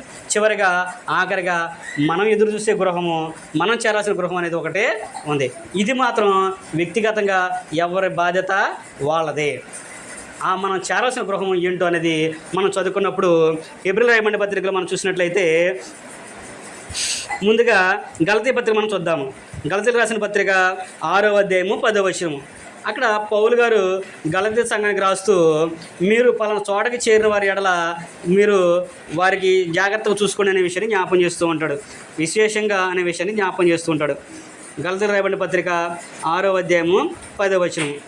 కాబట్టి మనకు సమయము దొరికిన కొలది అందరి ఎడలను విశేషముగా విశ్వాస గృహమునకు చేరిన వారి ఎడల మేలు చేయుదుము అనే విషయాన్ని జ్ఞాపం చేశాడు. ఎవరికి చేయాలంట? అందరికీ చేయాలి. ముఖ్యంగా ఎవరికి చేయాలంట? విశ్వాస గృహమునకు చేరిన వారి దగ్గర. విశ్వాస గృహము అంటే మనం చేరాల్సింది ఏంటంటే విశ్వాస గృహము అనేది మనము చూడాలి. విశ్వాస గృహము అనేది మనము చేరవలసిన బాధ్యత మనకి ఉంది. విశ్వాస గృహం అంటే దేవుని గృహంలోనికి మనము చేరాలి. అంటే విశ్వాస గృహానికి చేరాలి, ఆ వారి పట్ల మీరు జాగ్రత్త కలిగి ఉండండి అనే విషయాన్ని తెలియపరుస్తున్నాడు. అలాగే ఆ విశ్వాస గృహము ఎవరిది, ఎక్కడుంది అని మనం చూసినట్లయితే కొరింథీయులకు రాయబడిన మొదటి పత్రిక 3వ అధ్యాయము 9వ వచనం కనుక మనం చదువుకుంటే, కొరింథీయులకు రాయబడిన మొదటి పత్రిక 3వ అధ్యాయము 9వ వచనం మనం చదువుకుంటే అక్కడ పౌలు గారు ఈ విషయం మనకి జ్ఞాపకం చేస్తూ ఉన్నాడు. ఏంటంట? 3వ అధ్యాయము 9వ వచనము. మొదటి కొరింథీ పత్రిక 3వ అధ్యాయము 9వ వచనం. మేము దేవుని జతపని వారమై ఉన్నాము, మీరు దేవుని వ్యవసాయమును దేవుని గృహమునై ఉన్నారు. ఎవరంట? మేమైతే దేవుని జతపని వారమై ఉన్నాము, మనము దేవుని ఇంటి వారము ఆయన గృహమై ఉన్నాం అనే విషయాన్ని జ్ఞాపకం చేస్తున్నాడు. ఆయన గృహమై ఉన్నామంట మనము. అక్కడ పౌలు గారు ఆయనతో కూడా కలుపుకొని చెబుతున్నాడు. ఏమన్నాడు? మనము దేవుని ఇంటి వారమై ఉన్నాము అనే విషయాన్ని అక్కడ ఆయన జ్ఞాపకం చేస్తూ ఉన్నాడు. అంటే ఎవరితో చెబుతున్నాడు ఆ మాట? ఎవరితో చెబుతున్నాడు అంటే భౌతిక సంబంధమైన గృహాన్ని గురించి ఆయన అక్కడ చెప్పట్లేదు. ఆత్మ సంబంధంగా విశ్వాస గృహానికి చేరిన వారి పట్ల. అందుకని 3:1 మనం చదువుకుంటే తెలుస్తుంది. సహోదరులారా, ఆత్మ సంబంధ సంగతి గురించి మీతో మాట్లాడిన విశేష ఆసక్తి కలిగి ఉన్నది అనే విషయాన్ని చెప్తాడు. భౌతికంగా మీకు అన్నీ తెలుసు కాదనట్లా, కానీ ఆత్మీయంగా మీకు చెప్పాలనే ఆలోచన నేను కలిగి ఉన్నానని చెప్పి అక్కడ ఆయన క్రీస్తు ప్రభువు నుంచి త్యాగాలను గురించి తెలుసుకుంటూ వస్తూ ఆ కొరింథీ పట్టణంలో ఉన్న ప్రతి విషయాన్ని కూడా జ్ఞాపం చేస్తూ ఆ గృహము ఎవరయ్యా అంటే మనమే, అది దేవుని యొక్క గృహమై ఉన్నది. ఆ గృహం అంటే ఆ విశ్వాస గృహం ఏంటిది అంటే దేవుని గృహము. దాంట్లో మనం ఉన్నాం కాబట్టి అది మనం అయ్యి ఉన్నామనే విషయం అక్కడ ఆయన పౌలు గారు అక్కడ జ్ఞాపం చేసినట్లుగా మనము దేవుని వ్యవసాయమును దేవుని గృహమై ఉన్నామనే విషయాన్ని తెలియపరుస్తున్నాడు. మూడో విషయాన్ని మనం జ్ఞాపం చేస్తున్నట్టయితే ఆ గృహము ఆ విషయాన్ని చూసినప్పుడు అది దేవుని ఇల్లు కూడా ఉంది అనే విషయాన్ని జ్ఞాపకం చేస్తుంటారు. ఆ ఇంట్లోకి మీరు ఎలా ప్రవేశించాలో కూడా తెలియపరుస్తూ ఉన్నాడు. ఎఫెసీయులకు రాసిన పత్రికలో మనం చూసినట్టయితే పౌలు గారు ఆ విషయం మనకి జ్ఞాపకం చేస్తూ ఉన్నాడు. ఎఫెసీయులకు రాయబడిన పత్రిక 2వ అధ్యాయంలో మనం చూసినట్లయితే 2వ అధ్యాయం కనుక మనం చదువుకున్నట్లయితే 18వ వచనం నుంచి మనం చదువుకుందాము. ఎఫెసీయులకు రాసిన పత్రిక 2వ అధ్యాయము 18వ వచనం నుంచి మనం చదువుకుంటే, ఆయన ద్వారానే మనము ఉభయులమును ఒక్క ఆత్మయందు తండ్రి సన్నిధికి చేరగలిగి ఉన్నాము. కాబట్టి మీరిక మీదట పరజనులను పరదేశులను ఉండక పరిశుద్ధులతో ఏకపట్నస్తులను దేవుని ఇంటి వారినై ఉన్నారు. చూసారా, ఎవరై ఉన్నారంట? దేవుని ఇంటి వారై ఉన్నారు. దేవుని ఇంటి వారు అవ్వాలి అంటే కింద చెబుతున్నాడు ఆయన. ఏమన్నాడు? క్రీస్తు యేసే ముఖ్యమైన మూలరాయి ఉండగా అపోస్తులను ప్రవక్తలు వేసిన పునాది మీద మీరు కట్టబడుచున్నారు. ప్రతి కట్టడము ఆయన చక్కగా అమర్చబడి ప్రభువునందు పరిశుద్ధమైన దేవాలయముగుటకు వృద్ధి పొందుచున్నది. ఆయనలో మీరు కూడా ఆత్మ మూలంగా దేవునికి నివాసస్థలమై ఉండుటకు కట్టబడుచున్నారు. అంటే దేవుని యొక్క మందిరం కట్టబడుచున్నది, ఆత్మ సంబంధ మందిరము కట్టబడుచుంది. అది క్రీస్తు ఎవరి మీద అంట? క్రీస్తు అనే బండ మీద కట్టబడుచుంది. ఆ కట్టడంలో మనము కూడా ఒక రాయిగా చేర్చబడాలి. అంటే ఆత్మ సంబంధ మందిరం కట్టబడేటప్పుడు మనం ఆత్మ ఉన్నాం కాబట్టి, ఆత్మ ఉంది కాబట్టి అది కూడా ఏం చేయాలంట? దేవుని యొక్క మందిరంలో ఒక రాయిగా మనం కూడా చక్కగా అమర్చబడాలి. ఆ చక్కగా అమర్చబడాలి అంటే ఆ రాయి ఎవరిదై ఉండాలి? క్రీస్తు అయ్యి ఉండాలి. నువ్వు ఎవరిలో ఉండాలి? ఇప్పుడు క్రీస్తులో అనే క్రీస్తు అనే బండ మీద నువ్వు ఉండాలి. అందుకని అక్కడ అన్నాడు, క్రీస్తు అనే బండ మీద కట్టబడిన వారే మనము కూడా దేవుని గృహం ఉండడానికి ఆత్మ సంబంధంగా కట్టబడుచున్నాము. మరి నువ్వు చేరే గృహము, నువ్వు వెళ్ళే కట్టడము అది క్రీస్తుదా కాదా అనేది నువ్వు ఆలోచించాలి. నువ్వు ఏ బండ మీద కట్టబడ్డావు అనేది నువ్వు ఆలోచించాలి. క్రీస్తు అనే బండ మీద కట్టబడ్డావా, లేకపోతే మనుషులు పెట్టుకున్న పేర్ల మీద నువ్వు కట్టబడ్డావా అనేది నువ్వు ఆలోచించాలి.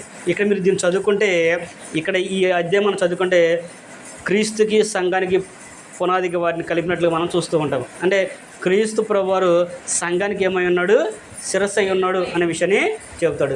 ఆయన శిరస్సు అయి ఉన్నప్పుడు, ఆయన దేవాలయం శరీరం అయినప్పుడు మనం ఆ దేవాలయం అవ్వడానికి ఆత్మందిరంగా కట్టబడుతూ ఉన్నాము.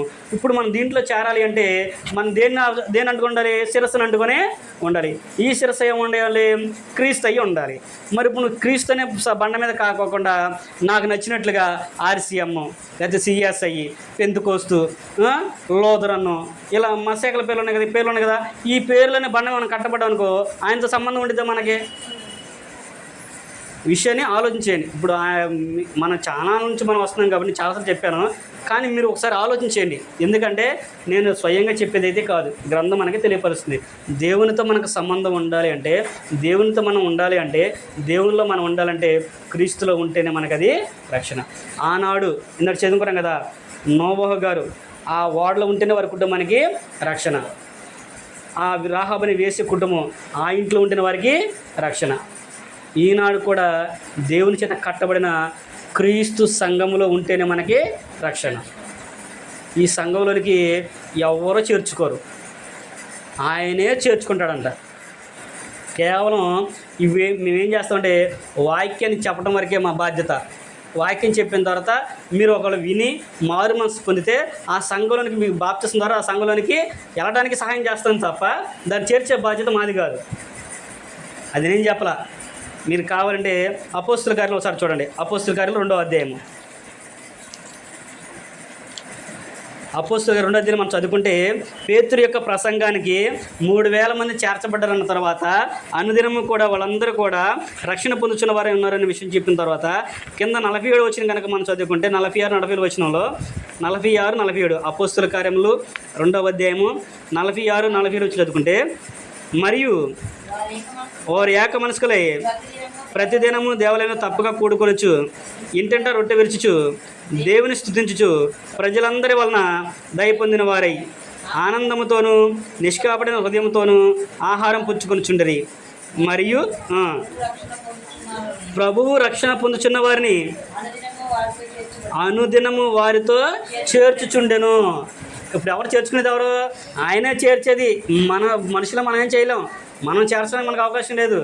ఓన్లీ మీరు రక్షణ పడడానికి మీకు మార్గం చూపించడమే. మాకు ఎలాగైతే ఒక ఆయన ద్వారా మేము విని మారు మనసు పొంది మేము మార్గం తెలుసుకున్నాము, మాకు మార్గం చూపించాడో అలాగే మేము కూడా మీకు మార్గం చూపించడమే తప్ప మా చేర్చే పూచి మాది కాదు.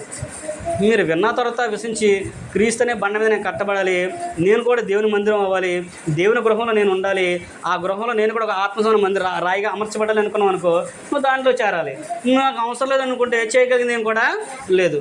అదే విషయాన్ని ఇక్కడ పౌలు గారు కూడా ఎపిసోడ్లో ఉన్న వరద మనకి జ్ఞాపకం చేశాడు. కనుక మనం కూడా జాగ్రత్తగా దాన్ని ఆ గృహంలో చేరేవారిగా ఉండి అంటు కట్టబడే వారికి ఉండాలనే విషయాన్ని ప్రేమతో మీకు అక్కడ తెలియపరుస్తున్నాడు. అంతేకాకుండా మనము వెతకవలసిన గృహం కూడా ఉంది. నువ్వు ఇప్పుడు చెప్పాను కదా, ఇది దాంట్లో చేరాలని చెప్పాను కదా, దీన్ని వెతకవలసిన బాధ్యత కూడా మనదే.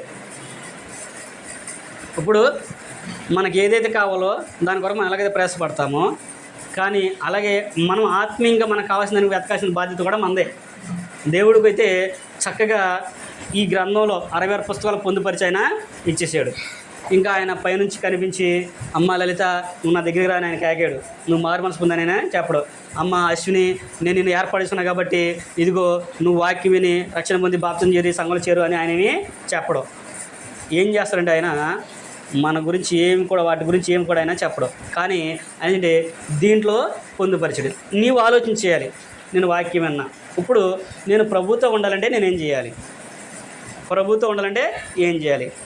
అసలు నేను ఇక్కడ పుట్టాను కదా, నన్ను పుట్టించిన ఆయన ఎవరో, నేను పుట్టింది దేనికి కొరకో, నేను పెరిగేది దేని కొరకో, నేను మరణించిన తర్వాత ఏడకి వెళ్తున్న ఆలోచన ప్రతి వ్యక్తి కూడా చేసినప్పుడు మనకు ఒక ఆలోచన అనేది వస్తుంది. క్రీస్తు ప్రభువారు కూడా ఇదే విషయం జ్ఞాపకం చేశాడు. మత్తయి సువార్త 6వ అధ్యాయం మనం చదువుకుంటాం. కొండ మీద ప్రసంగంలో ఆయన ఏం చెబుతాడు?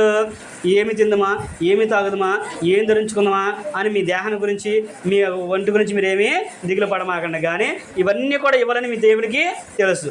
అయితే మీరేం చేస్తారంటే వీటి గురించి ఆలోచించి పక్కన పెట్టేసి ఆయన రాజ్యం నీతి మొదట వెతకండి అన్నాడు.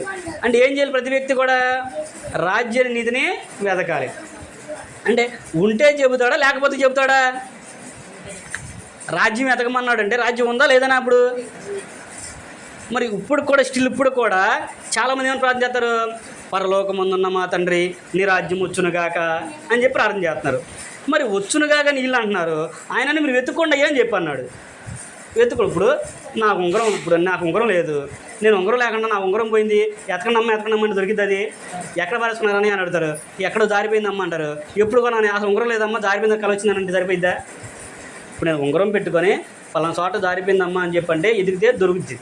పలానా చోట జారిపోయిందమ్మా అంటే నేను ఉంగరం కొనుక్కొని ఇక్కడికి వచ్చిందాక ఉందమ్మా, బండి మీద దిగంగానే ఉంది, లోపలికి తర్వాత ఎక్కడ జారిపోయిందంటే ఎక్కడి నుంచి మనం ఎత్తుకుంటూ వెళ్ళాం అనుకో దొరికిద్ది. ఉంటేనే కదా దొరికేది, లేకపోతే దొరికిద్దా? మరి ప్రభువారు చెప్పాడంటే ఉందనా లేదనా?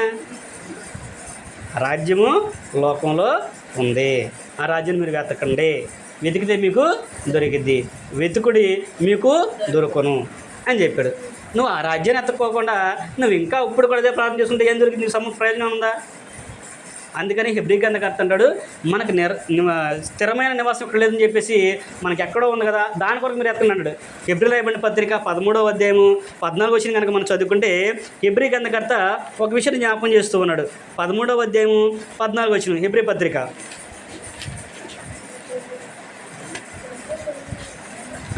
13వ అధ్యాయము 14 వచ్చిన కనుక మనం చదువుకుంటే ఆయన అంటాడు ఇక్కడ, నిలబరైన పట్టణం మనకి ఇక్కడ లేదు, కానీ ఉండబో దాని కోసము ఎదురు చూచుచున్నాము అనే విషయాన్ని అక్కడ ఆయన మనకి జ్ఞాపకం చేస్తూ ఉన్నాడు. ఏం చేస్తున్నారంట? వెదకుచున్నారు. కింద ఫుట్నోట్లో ఉంటుంది, మూడేసి ఉంది అక్కడ. ఎదురు చూస్తున్నాము అని అన్నాడు. ఎదురు చూస్తున్నామంటే వెతుకుచున్నాము అనే విషయాన్ని చెబుతున్నాడు. దేని కొరకు ఎదురు చూస్తున్నారంట? నిలవరమైన పట్టణం కొరకు. నిలవరమైందంటే ఈ భూమి అంతా కూడా ఏమైపోతుంది, ఒక రోజుకి లయమైపోద్ది.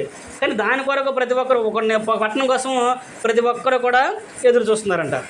ఇప్పుడు మీరు ఆలోచన చేసినప్పుడు మనము అబ్రహాం గారి గురించి కనుక మనం ఆలోచన చేసుకున్నాం అనుకోండి, అబ్రహాం గారికి దేవుడు ఏం వాగ్దానం చేశాడు? నేను ఆస్వాదిస్తాను, నీ సంతానానికి దీని అంతా కూడా ఇస్తాను అని చెప్పిన తర్వాత అబ్రహాం గారికి వాగ్దానం చేసిన దాన్ని నెరవేరుస్తాడు దేవుడు. 430 సంవత్సరాలు దాన్ని నెరవేర్చాడు. కానీ అబ్రహాం గారు దాని కొరకు కాకుండా ఇంకో దానికోసం ఎదురు చూశాడంట. అది ఎక్కడ తెలిసిద్ది మనకి? పాత నిబంధన తెలియదు, క్రొత్త నిబంధనలో చెబుతాడు. హెబ్రీ రాయబడిన పత్రిక మనం చదువుకుంటే 11వ అధ్యాయంలో అక్కడ ఆయన ఎదురు చూసిన పట్టణం దేని కొరకు అనే విషయాన్ని అక్కడ మనకి జ్ఞాపకం చేస్తూ ఉంటాడు. హెబ్రీ రాయబడిన పత్రిక 11వ అధ్యాయము 16వ వచనము.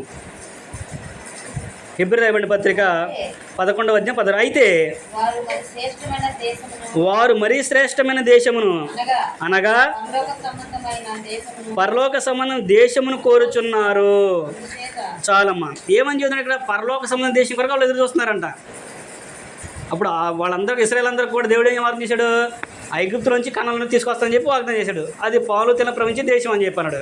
కానీ వాళ్ళు దానికోసం కాదంట, నిలవరమైన పట్టణము పరలోక సంబంధమైన దేశం కొరకు వాళ్ళు ఎదురు చూశారు. మరి మనం ఎందుకు చూడాలి? మనం చూడాల్సిన అవసరం మనకు ఉంది కదా. ఆ గృహం కూడా వెళ్ళాలి కదా. ఇప్పుడు ఆ గృహానికి వెళ్ళాలంటే మనం కూడా ఆలోచించాలి కదా. నువ్వు ఆ గృహంలో ఉంటేనే కదా ఆ గృహం తీసి ఆ గృహం దగ్గరికి వెళ్ళేది. నువ్వు గృహం అని తెలిస్తేనే ఆ గృహంలో చేరేది.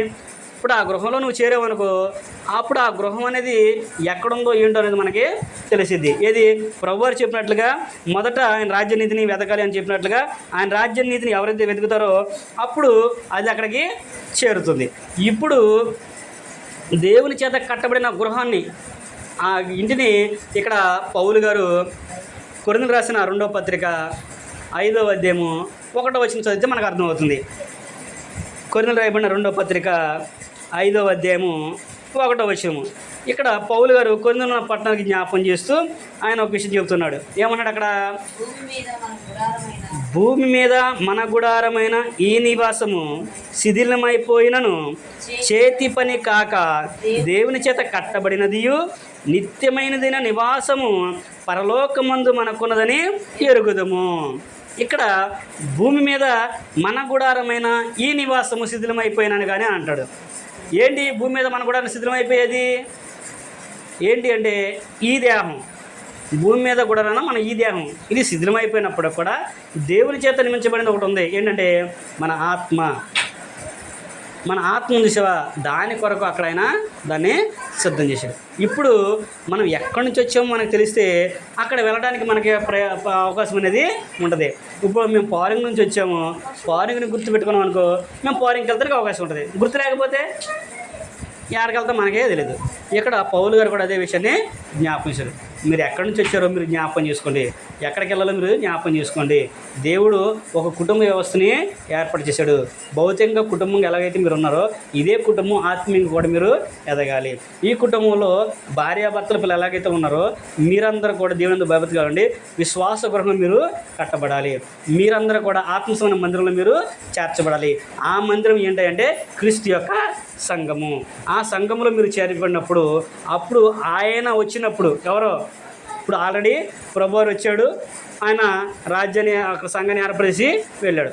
ఇప్పుడు ఆయన వచ్చినప్పుడు మరలా దాన్ని అంతటిని కూడా తీసుకెళ్ళి ఆ గృహం ఏదైతే ఉందో ఆ గృహం అంతా కూడా తీసుకెళ్ళి తన తండ్రి దేవునికి అప్పగిస్తాడు. అప్పుడు లోకానికి అర్థం అనేది వస్తుంది. అందుకని యేసుక్రీస్తు ప్రభువారు కూడా ఒక విషయం మనకు జ్ఞాపకం చేశాడు.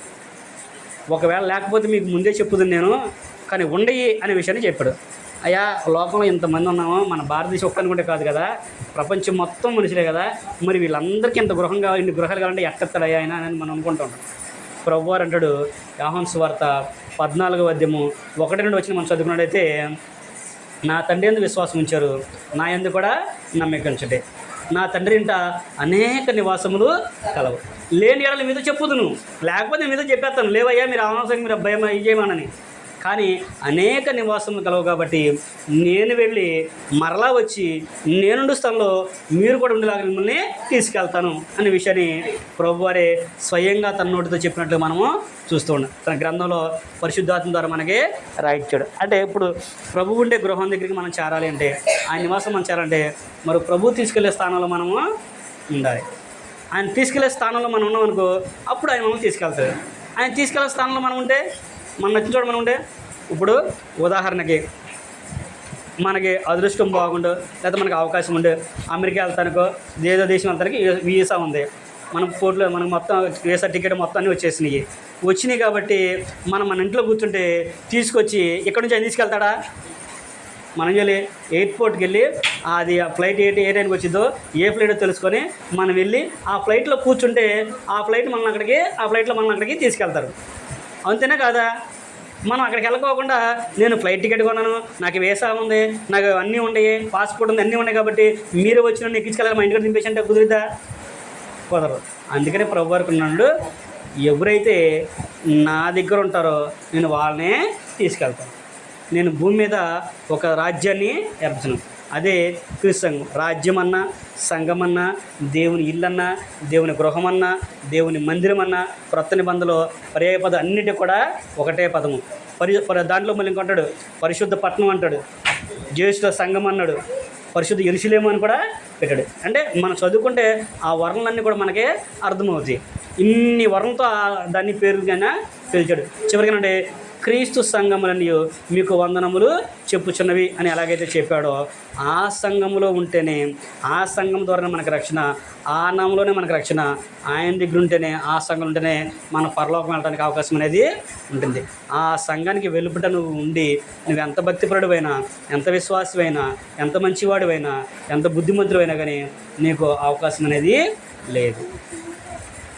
దేవుని యొక్క వాక్యం ఒకసారి మనకు వినిపించబడిందంటే దేవుడు మన మేలు కోరేదాన్ని వినిపించిన ఆలోచన చేయాలి. చివరికి ఒక సందర్భం మీకు జ్ఞాపకం చేస్తాను. కొర్నేలి ఉన్నాడు, అన్యుడు, కానీ ఆయన ఎవరంటే భక్తిపరుడు. ఎవరంట? కొర్నేలి. అపోస్తుల కార్యాలు 10వ అధ్యాయంలో మనకు తెలుసు. భక్తిపరుడు. ఎవరు? ఆయన ఒక్కడే భక్తిపరుడా? తన కుటుంబం అంతటితో కూడా దేవుని భయభక్తి కలిగిన వాళ్ళు, తన కుటుంబం అంతా కూడా భయభక్తి కలిగిన వాళ్ళు అంటాడు. యథార్థవంతుడు, నీతిమంతుడు, బహు ధర్మకార్యాలు చేసేవాడు, చుట్టుపక్కల అందరి వారి పట్ల మంచి పేరు పొందినవాడు. అంటే చుట్టుపక్కల అందరూ కూడా మంచి పేరు ఆయనకు ఉంది. అంటే ఆయన గొప్ప వ్యక్తిత్వం ఉన్న మనిషి. అంత మాత్రం దేవుడు ఆయన తీసుకెళ్ళిపోతారా? ఏమన్నాడు? ఆయన ప్రార్థన చేసుకుంటూ ఉన్నప్పుడు దేవుని యొక్క దూత వచ్చి, కొర్నేలి, నీ ప్రార్థనలో దేవుని సన్నిధికి చేరినయి, అయితే నీకు ఒకటి తక్కువగా ఉంది కాబట్టి ఫలానా చోట ఫలానా ఆయన ఉన్నాడు, ఆయన పిలిపించుకొని నువ్వు నీ కుటుంబం అంతా కూడా దేని ద్వారా రక్షణ ఉంటారో ఆ మాటలు నీకు చెబుతాడు, ఆయన నువ్వు పిలిపించుకో అని చెప్పేసి చెప్పారు. ఎక్కడైతే ఇప్పుడు మీరు ఎవరైనా కానీ ఇక్కడ మీరు సందర్భాన్ని జ్ఞాపకం చేసుకోండి. ఇక్కడ అనేక సందర్భాలు వస్తాయి మనకి. ఇక్కడ దేవుడు నన్ను పంపించనే వస్తారు. మీ ఇంటికి నన్ను వెళ్ళమన్నాడంటే, నాకు దేవుడు కనిపించాడు, మీ ఇంటికి వెళ్ళి ప్రార్థన చేయమని చెప్పేసి వచ్చాడు అనుకో. ఇప్పుడు నీ ఇంటికి రావడానికి దేవుడు నాకు చెప్పి నేను వచ్చా. ఇప్పుడు నువ్వేం ఆలోచన చేయాలి? నువ్వు ఒక బైబిల్ చదువుకునే వాడిగా, సరేనయ్యా దేవుడు పంపించాడు, నాకు కాదనలేదు, రండి అయ్యగారు అని చెప్పేసి ఇంట్లో తీసుకెళ్ళి ప్రార్థన చేయించుకొని పంపించేస్తామా? దేవునికి చెప్పాడు, సరే కాదని అంట్లా. సేమ్ అదే టైము దేవుడు కూడా నాకు చెప్పాలి కదా. మరి దేవుడు చెప్పాలి. అలాగైతే కొర్నేలికి చెప్పాడు. కొర్నేలికి ఏం చెప్పాడు? పేతురున్నాడు, వెళ్ళి పేతురు పిలిపించుకున్నాడు.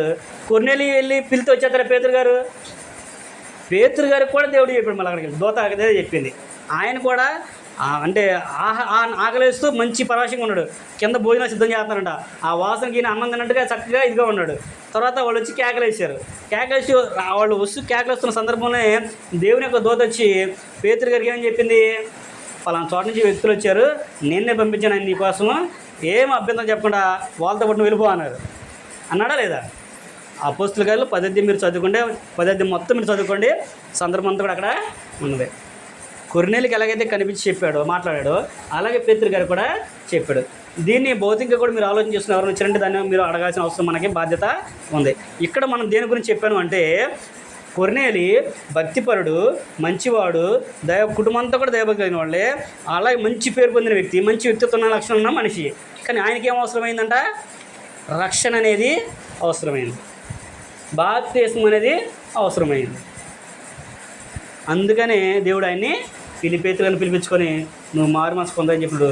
పేతురు గారు కూడా ఏం ఆటకం చెప్పకుండా వచ్చి, అయ్యా అన్నిల దగ్గర ఆటం మాకు నీకు తెలుసు కదా, కానీ దేవుడు నాకు చెప్పాడు, నేనైతే వచ్చాను, నీకేం కావాలో చెప్పంటే ఆయన కూడా అది చెప్పాడు. అయ్యా నువ్వేం చెప్తావు నాకైతే తెలియదు, నేను ప్రార్థన చేసుకుంటున్నాను, దేవునికి కనబడింది, నీ ప్రార్థన సన్నిధి చేరినయ్యి, పేతురుని పిలిపించుకో, ఆయన నీ కుటుంబంకి ఏం కావాలో చెప్తారని చెప్పన్నప్పుడు నువ్వు వచ్చావు, నేను పిలిపించాను, నువ్వు వచ్చావు, మంచిది, దేవుడు నీకు ఏం చెప్పాడో అది మాకు చెప్పు. అంతే తప్ప నా భార్య బాగలేదు ఆరోగ్యం కొరకు ప్రార్థన చేయి, నా పిల్లలకు ఉద్యోగం రాలేదు వాళ్ళ కొరకు చేయండి ఆయన ఏం అడగల, నా బంధువులు కావాలని ఆయన అడగల, దేవుడు నీకు ఏమి చెప్పాడో అదే మాకు చెప్పు. పేతురు గారు అక్కడ వాక్యాన్ని ప్రకటిస్తున్నప్పుడు వాళ్ళందరి మీదకి పరిశుద్ధాత్మలు వచ్చిన తర్వాత అర్థనట్టు మన వలే పరిశుద్ధాత్మ పొందిన వీరు బాప్తిసం పొందకుండా నీటికి ఎవరైనా ఆటంకం చెప్పగలరా అన్నాడు. అక్కడ అంటాడు, ఎందుకనే 32 వచ్చినట్టు దేవుడు పక్షపాతి కదని నిజంగా నేను ఇప్పుడు గ్రహించి ఉన్నాను. ప్రతి జనములోను ప్రతి వంశంలోను ఇప్పుడు అంటే భౌతికంగా మనం ఈ లోకం మనం చూస్తుంటే ఏ కులం వాళ్ళైనా, ఏ రంగు వాళ్ళైనా, ఏ దేశం వారైనా, ఏ వయసుకు అంటే ఏ స్థితిలో ఉన్నప్పుడు కూడా ఎవరికి కూడా భేదం అనేది లేదు. వాక్యం విని వ్యసించి మారు మనసు పొందని ఆలోచించినప్పుడు బాప్తిసం ఉండడానికి దేవుడు ఏం ఆటంకం కూడా చెప్పట్లేదు అనే విషయాన్ని ఎక్కడైనా జ్ఞాపకం. అంటే దేవుడు అంటే బైబిల్ కలిగి ఉన్నవారు ఎవరైనా సరే దేవుడు చేర్చుకోవడానికి సిద్ధంగా ఉన్నాడు. ఈ సమయంలో కూడా దేవుని యొక్క వాక్యం మనకు అదే వినిపించబడింది. కాబట్టి ప్రేమతో మీకు తెలియపరుస్తున్నాను, ఆలోచన చేయండి. క్రీస్తు సంఘానికి వెలుపల మనకు రక్షణ అనేది లేదు. క్రీస్తు సంఘం రక్షణ అనేది లేదు. ఆ సంఘంలో ఉంటేనే మనకే రక్షణ, దాంట్లో ఉంటేనే మనకి విలువ ఉంది. ప్రభువారు వచ్చినప్పుడు కూడా ఆ సంఘాన్ని తీసుకెళ్తాననే విషయాన్ని కూడా కొరింథీయులకు రాసిన మొదటి పత్రిక 15వ అధ్యాయము 24వ వచనంలో ఉంటుంది. ఆయన మరలా వస్తాడు, వచ్చి భూమి మీద ఆయన ఏర్పరిచిన సంఘం ఏదైతుందో, ఆయన రాజ్యం ఏదైతుందో ఈ దీని అంతా కూడా తీసుకెళ్ళి తన తండ్రి దేవునికి అప్పగిస్తాడు. అప్పుడు లోకం అనేది అంతమవుతుంది అనే విషయాన్ని కొరింథీయులకు రాసిన మొదటి పత్రిక 15వ అధ్యాయము 24వ వచనం చదవందమ్మా. కాబట్టి ఆలోచన చేయండి. దేవుడు మనకి పదే జ్ఞాపకం చేస్తున్నాడంటే మనం మారు మనసు పొందే అవసరము ఉంది. కాబట్టి దేవుడు మనల్ని ప్రేమించి ఇంత గొప్ప అవకాశం దేవుడు మనకి ఇచ్చాడు కనుక మీరందరూ కూడా ప్రేమతో ఆలోచన చేసి మరి ప్రభువుని అంగీకరించడానికి మీరు సిద్ధపడాలని ప్రేమతో మీకు తెలియపరుస్తుంది. కనుక దేవుని గృహంలో మనం ఉండటం ప్రాముఖ్యము, దేవుని ఇంట్లో ఉండటం మనకే ప్రాముఖ్యము. కనుక దేవుని ఇంట్లో నువ్వు ఉండాలంటే, దేవుని గృహం చేర్చబడాలంటే క్రీస్తు ప్రభువారిని అంగీకరించాలి. క్రీస్తు ద్వారా మన దాంట్లో చేర్చబడతాం అనే విషయాన్ని గ్రంథం ద్వారా మీకు తెలియపరుస్తూ నాకు తెలియపరచుకుంటూ ఈ మాట అందరితో ముగిస్తాను. ఓపికతోనే మీ అందరికి కూడా ప్రభువును తెలియపరచుకుంటూ